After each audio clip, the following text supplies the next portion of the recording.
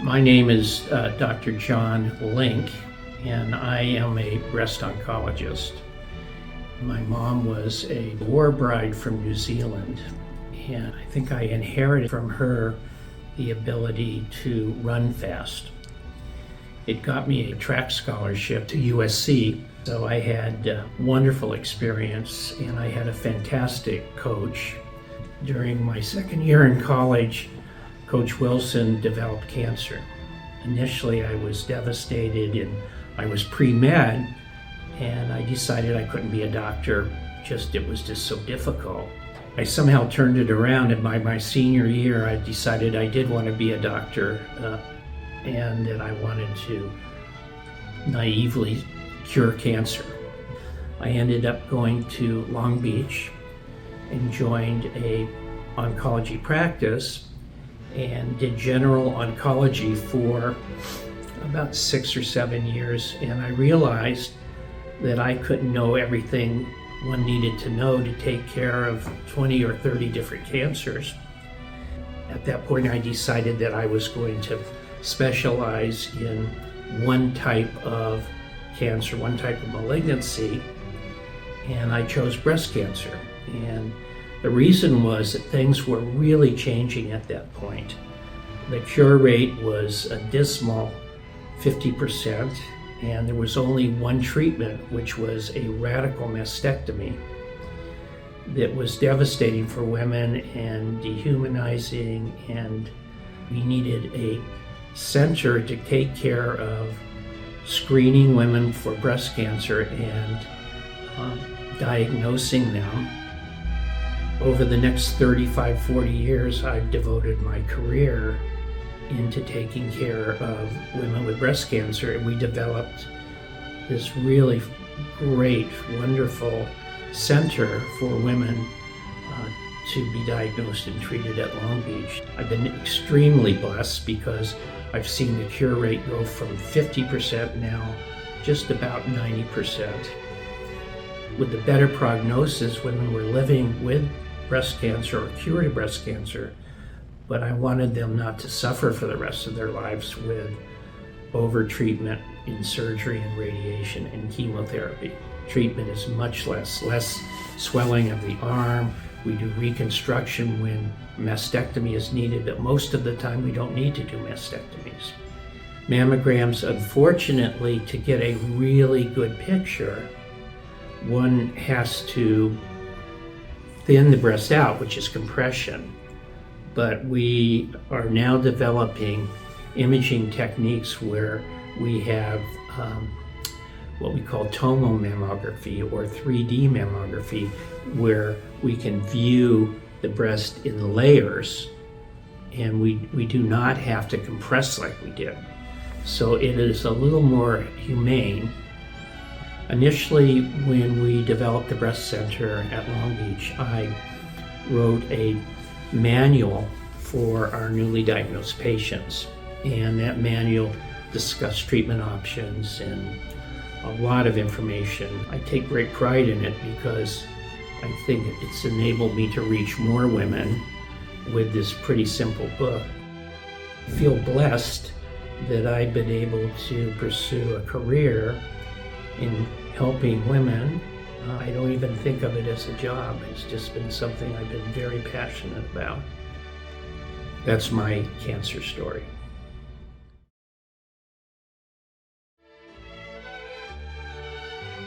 Hello, I'm Susan Shannon. I'm a pediatric nurse practitioner. I've been working with children with cancer for many years, since 1982 when I was still in nursing school. I've always loved children, and when I started working, I actually started working in hematology oncology, and I loved working with the little children that were going through so many struggles. And so here I am 40 years later. I moved on, and I'm now working in survivorship, where children are off of treatment and are still need care because of the fact that they can have long-term chronic late effects from the treatment that they received. I enjoy working with the families. It's a very nice way to get to know the patients and work with them long-term. So we do develop very close relationships, and I actually feel like I get more back from the families than they actually get from me. I love my job. I've always loved my job, and the Cancer League is so important because it raises money to help these families that are going through so many challenges and heartache. And luckily, I get to see the children that actually come through and make it through to survivorship. So it's been a blessing for me, and I really do feel that these families are heroes in their own right. And the children who don't ask for this diagnosis actually are so much fun to work with. They always have a smile or a funny thing to say or do. And that's my cancer story. I'm Michael Barr, and I was diagnosed with non-Hodgkin's lymphoma when I was 6 years old. I come from a family of 2 older sisters and a younger brother, and my cancer experience, when I look at it, was not one that I remember as a negative experience. And I think partly it comes down to the engagement that my family and our friends had with it, as well as the doctor who treated me, which was Dr. Finkelstein. And he and his whole group just made the experience, from my opinion, something that was more of kind of a journey, you know. And as I kept going to him every year for my checkups, he, by the time I was 18, kind of tapped me to be involved with Jonathan Jake's Cancer Institute, which was started by him and one of his patients. And I really got to see how their approach to cancer kind of fit how he was already doing it with us, in the sense of the involvement with the families. You treated the family, you just didn't treat the patient. And I sit on the board with the Jonathan Jakes today, and we have the psychosocial services, we have research, we have all kinds of things that take place that I was able to see from my journey of being 6 years old to now. And it's just an incredible thing to see that, again, the whole family is treated and not just the patient. The relationship between the Long Beach Cancer League is very important because the Miller Children's and Women's Hospital is also in Long Beach, and this is where Jonathan Jake's Children's Cancer Institute resides. This is my cancer story. I'm Harry Salzgaver. I've lived in Long Beach for, about 31 years now. My father retired to St. George, Utah. He was an avid golfer, and there's lots of golf in St. George, Utah. One day I got a call, and he said that he had came off the golf course, had a cough, and he thought maybe he might have pneumonia. So he put himself into the hospital. Well, the next day I got another call saying that it looked like it might be cancer, and drove up to St. George. By the time I got up there and went to the hospital, he'd been diagnosed with small cell lung cancer, the kind of lung cancer that they don't really expect people to survive. My father said, well, I want to fight it, and I was all for it if that's what he wanted to do.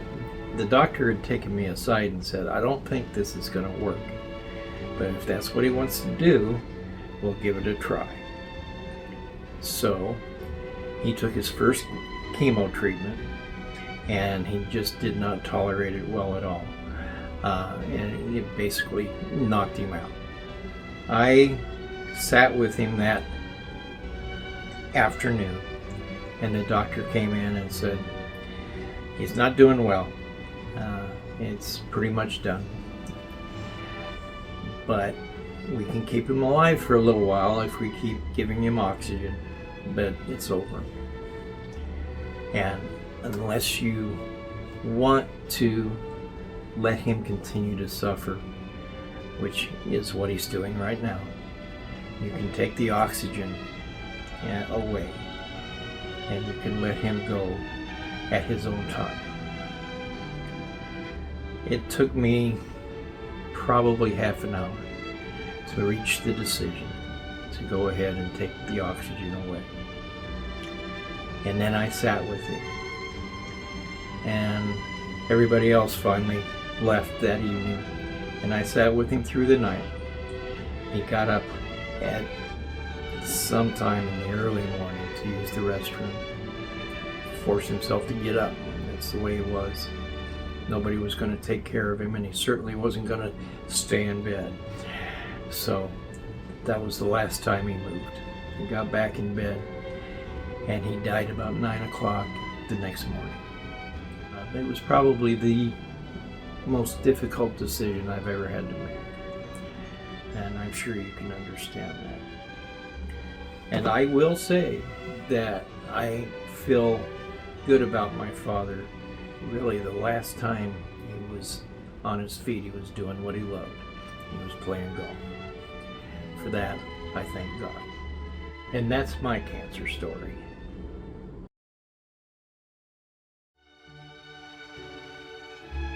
My name is Fea Abed. I personally witnessed the devastating impact of cancer. Like many of you, I have experienced the heartbreak of losing loved ones to this ruthless disease. My mother and sister were taken away from us too soon. Their lives cut short by cancer's merciless grip. Throughout this illness, we searched tirelessly for answers. Countless doctors' visits, endless tests, and countless moments of hope being crushed.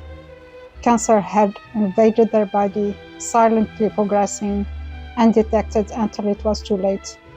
We were left feeling helpless, powerless to save them. Joining the Long Beach Cancer League was my way to channel my pain and grief. I realized that I couldn't change the past. I couldn't bring my sister and my mom, but I could change the future. And that is why I became involved with the Long Beach Cancer League.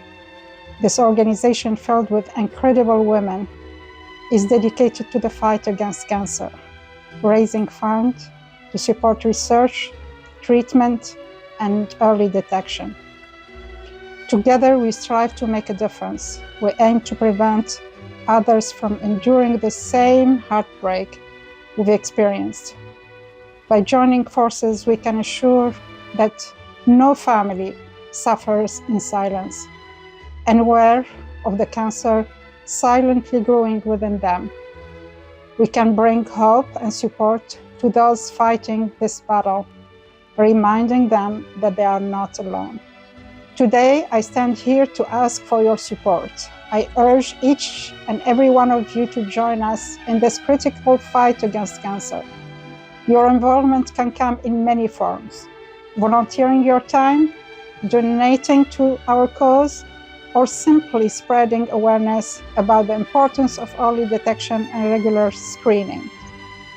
Together, we can make a difference. Your contribution, no matter how small, has the power to change lives. Let us work hand in hand, shoulder to shoulder, to raise funds that will support scientists in their quest for a cure. Let us ensure that no more families suffer the pain of losing a loved one to this relentless disease. I invite you to become a part of the Long Beach Cancer League and be a beacon of hope for those in need. Together, let us bring healing, strength, and determination to this fight against cancer. And that's my cancer story.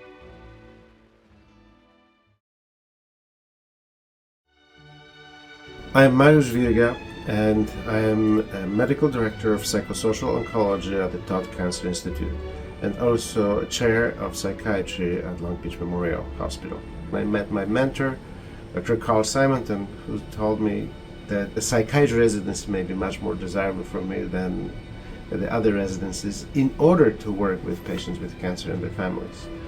So what I actually do is, so you see, the quality of experience of going through cancer does not depend as much on the technologies, because these technologies are similar everywhere. So Today's treatment of cancer is driven by science and protocols. So patients are treated in a similar way regardless where they go.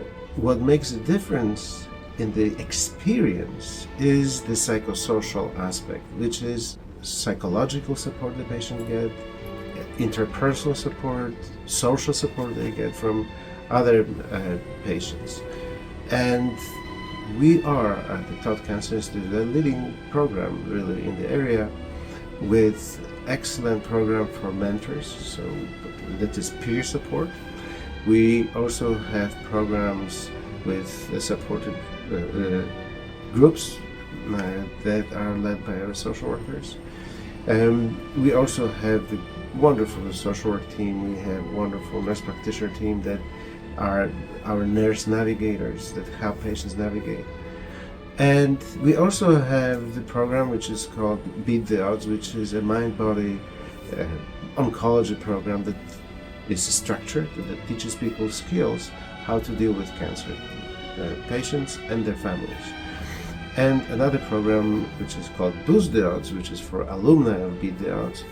And we call this program, it is from cancer survivor to life thriver. So how to live after all the treatment for cancer has been completed. We have proven, scientifically validated ways of improving not just quality of life.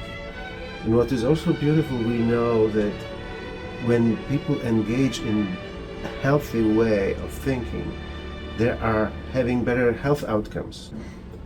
It has beneficial effect on their healing and also for their families too. Unfortunately, these services are not reimbursed by insurance, but we want to provide them, so we have to rely on fundraising, and we are so privileged to be living in a very generous Long Beach, and people here are really very helpful in supporting us. This is my cancer story.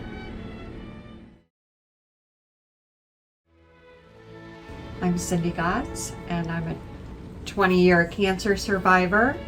I was diagnosed with non-Hodgkin's lymphoma in 2003, and I'm coming up to that milestone of 20 years since my diagnosis this July.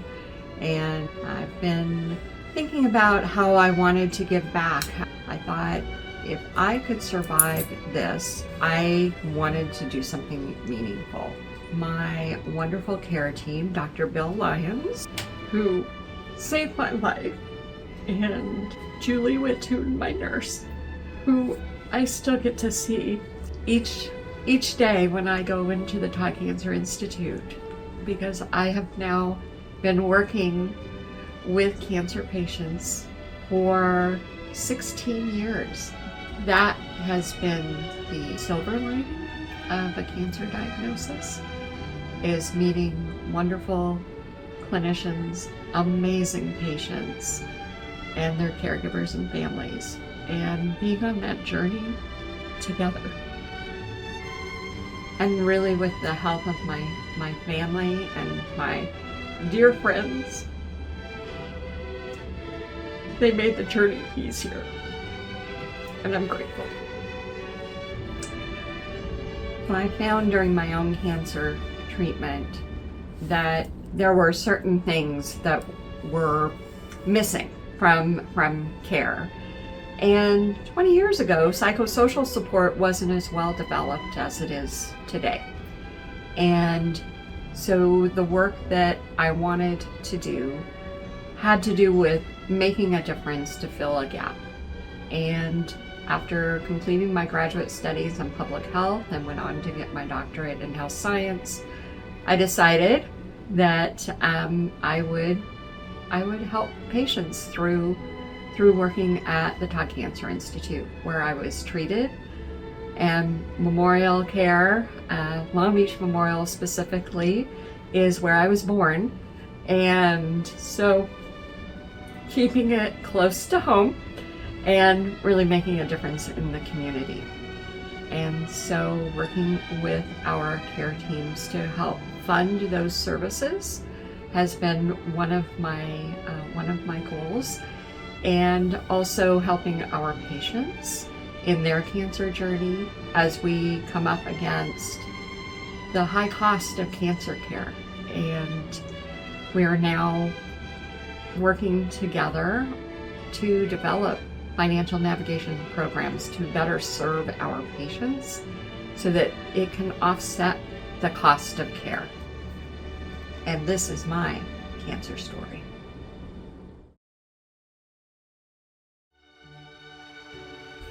I'm Rich Archbold, public editor and columnist for the Press-Telegram. I've been there since 1978. Something happened to me that totally changed my life just a year ago. I was diagnosed with melanoma cancer, and I was told by my doctor that I had a very aggressive form of cancer, and she would not be surprised if it would spread. And I was devastated. I then underwent immunotherapy treatment. I got one of those treatments every month starting last March. My main effect I had was mental stress. I worried that I was going to die. The main thing was the support I got from my family, from my friends, and from readers of the Press-Telegram, because I wrote about this. And I have received more than 700 emails, cards, phone calls, etc. from people. Poignant ones, inspirational ones from people who have survived cancer and told me their stories. And they also were saying how what I was saying about my cancer was helping them deal with it. One person sent me these bell tones that you use to meditate with yoga and fitness, etc., to kind of help your mind.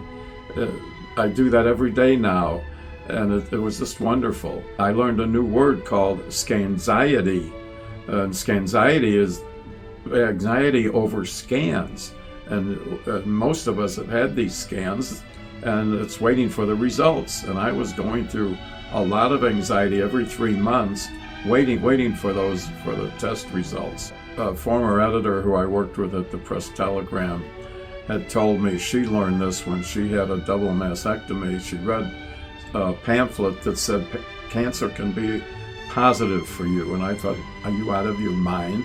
And what the pamphlet said and what she said was that cancer can help you set priorities in your life. What's important to me now, and it's always been important, but now very important, my family, friends, colleagues. I have 3 granddaughters, and one of them came to me the other day. She's 7 years old. I'm at the computer. I was working on my column, and she said, "Cubby," that's my nickname because of the Chicago Cubs, and she says, "Cubby, can you come play with me?" Well, maybe a year or 2 ago, I would have said, "No, I don't have time, Weedsel. I got to get this done." I stopped what I was doing immediately, and I said, "Sure, what do you want to play?" I kept getting my scans, and I finally got one about 11 months ago, and I was waiting on the call on the results of this biopsy, and my surgeon oncologist, Dr. Maki Yamamoto, calls me on the phone, and she says, "Do you want to hear the good news?" I said, "Sure, what's the good news?" Because I was waiting about a week for these biopsy results. She says, "There is no evidence of any cancer in your body." And I thought, wow, holy cow. But I thank God every day for basically having the cancer that has helped me set these other priorities. I'm taking it one day at a time. I'm looking forward to the future. I'm looking forward to my 3 granddaughters graduating from grade school. I'm looking forward to my 60th wedding anniversary with my wife, which will be in about 9 years. And I'm looking forward to the Chicago Cubs winning the World Series, because I'm a patient man and a hopeful man and an optimist. And that's my cancer story.